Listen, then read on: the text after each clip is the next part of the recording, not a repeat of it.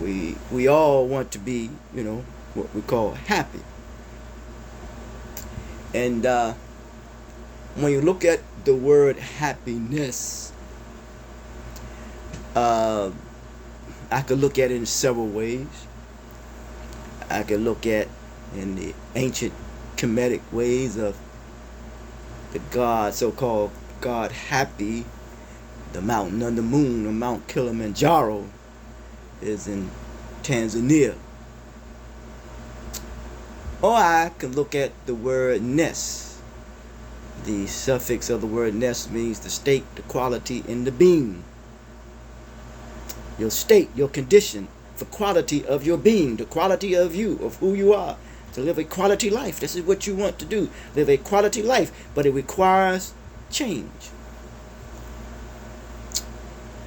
If I look at the word ness from a, I guess, grammatical or how it is spelled, instead of S-E-S-S, I would say N-E-S-T, a nest. And we see that when a eagle builds a nest for eaglet, it's made of feathers, you see, which means it makes the eaglet comfortable. And then everything changes. The feathers start turning to sticks. And what happened is that the eaglet, the young eaglet or eagle, if I may use that language, forgive me for that, it starts to stick them, which means it makes them uncomfortable, And that means that in uncomfortability, it's time to go on your own, So now it's time for you, as you have experienced some sense of pain and all the stuff that you have been through. Now you ain't as comfortable as you once was. You become, it puts your position. I'm saying you was uncomfortable with that, and you want to change. You want to change. So you want to go out on your own. You want to be, more responsible. Work within a society and be a contributor to the society. And citizen means really being civil. And far too many times we maybe lived a life that was considered to be uncivil. Now we want to be civil. Go out on our own and live a quality life. And I'm going to share something when it comes to change. And I'm going to give you some solutions and hope that you're able to identify with them. When you participate in your recovery,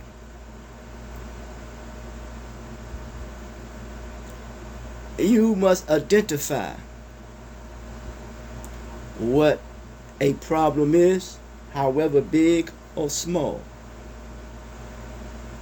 as it pertains to what you have experienced in life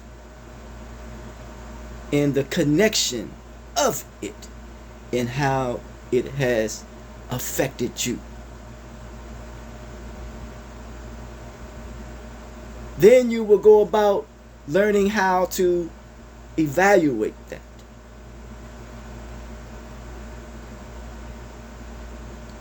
And once you go about evaluating that, you realize that that which has happened in our lives in the past, remember it's the past, something that traumatically possibly has happened in our past, it created what is called something that sends some type of impulsive something in you. I'm no doctor or anything, but you become very impulsive, if I may use that language. And it may take you down a road that you did not expect to go. And then you wind up somewhere and you say to yourself, how in the hell did I get here? Because something was not dealt with at that particular time. Once you have identified that, then all of a sudden you want to change. Because if you don't identify with it nor address it, then those same impulsive or compulsive behaviors become a lifestyle. In the system in which we live, penal system, is called institutionalization. You want to avoid that. You don't want to let anything box you in. So you are trying not to allow that to occur. Change, I realize that change is a product of human effort.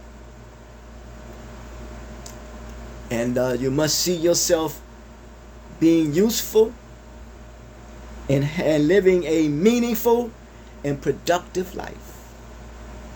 You have to envision that for yourself, that you want to live a meaningful and productive life. Some of you can tap back into the positives of your past, the morals, the principles, and the values that you have learned, maybe from your mother, or maybe from your father, maybe from your sister, if you have brothers, maybe from an environment, I don't know, could be a friend, and that friend had morals and had principles and values. Tap back into that and build on it. But what are some of the common problems when it comes to an issue in early recovery? You know, I always say, when you look at the word issue, I always say the issue is you. It's you. You look at the word addiction, it is in addition to that which you are not dealing with or what's going on with you. So therefore, it compounds the problem. The drug use, the addiction. It makes it worse. The most common complaint in any program requires participants to participate in community recovery programs and meetings, and some may not like that. Many people may find it initially dislike 12-step meetings. These are common problems. They may not want to attend. But sooner or later, they may come to value the meetings if they continue to go through this process of recovery when it comes to change. So it's a shop around. Go to as many different groups as possible. Some would say you don't need to go to that many, but that's on you. And find ones that you like. You know how it is. If we shop around and we may not like this particular woman, we may find someone that we like. You know, we may not like this particular drug. We may find one that we like. So all you're doing is shop around. You're shopping around. So why not shop around when it comes to bringing out the best of you when you want to live a quality life for change? Shop around. Some of you shopped around when it comes to what particular, anyone shop around, say a place where they want to go to benefit them.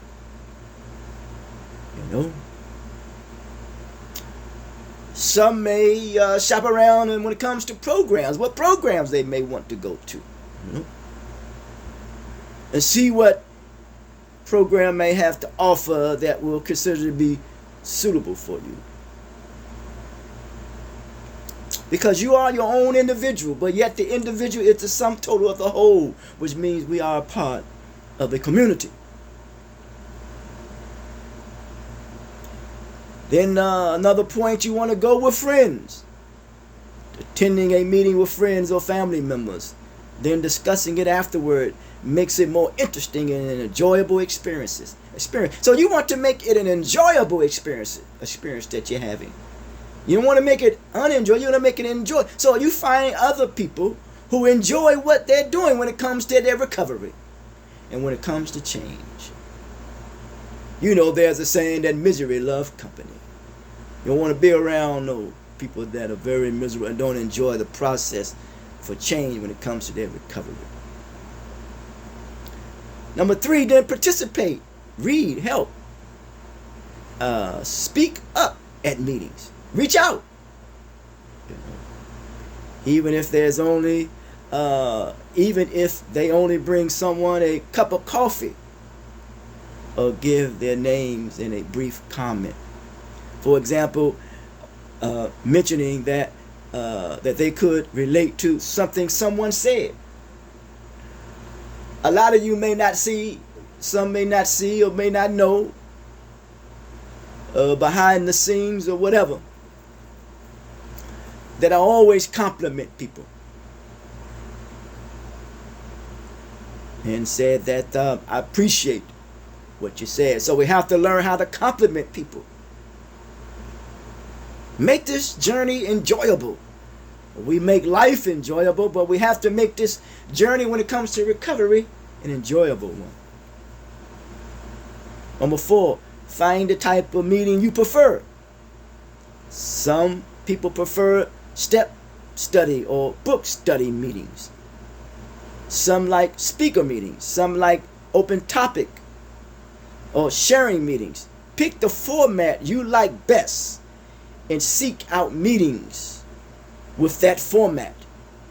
You may also find that you are most comfortable in a meeting that is small or large, smoking or non-smoking, open or closed, stag, single, gender or mixed, orientated toward a certain age range, gay, lesbian, or in a language other than English, or so on. Find a meeting that's appropriate for you. Number 5, go a little early, stay a little late.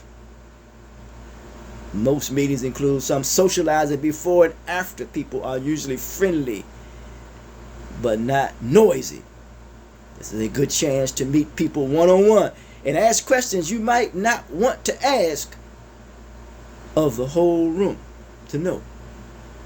I do that. I pull someone to the side. Because everything ain't for what? Ain't for everybody.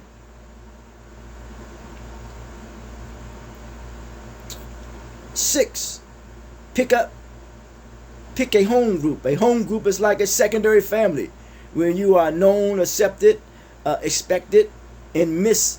If you aren't there, there is a good feeling for most of us.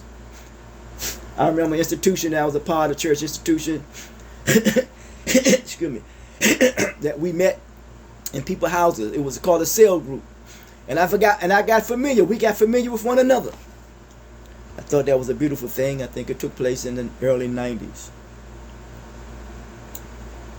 And you could help start a meeting if you choose to, you know. And that was number 7.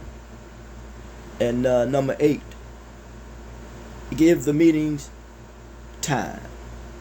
For example, meetings feel strange at first. Give yourself a chance to get used to the experience. So give yourself a chance when it comes to your recovery. Give yourself a chance to get used to the experience of being abstinent and sustain and reinforce that chance. Give yourself a chance, man, to continue to learn how to live life on life terms. Give yourself a chance. In all that you do, put forth the best effort, because we must come to realize in all actuality that the best is yet to come. So all I am trying to do is cultivate and pull out the best in you. And I gave you around 8 solutions, if I may use it, when it comes to common problems. Even though I said solutions, but when I said common problems and issues in early recovery, I gave you a warning to be aware of these common problems. One, it is a problem and a solution. Shop around. The same thing when you shopped around when you want to find a good decent woman or a woman, whatever. When you want to find a drug, the best drug, you shop around. So shop around. Go to different meetings as possible. Shop around. Find out that which works for you. Find out that which is appropriate for you. Because remember, you are in pursuit, as the brothers would say, under this country. Among them life, we were created and endowed with certain unalienable rights, which means that which is not foreign to you. Life, liberty, and the pursuit of happiness.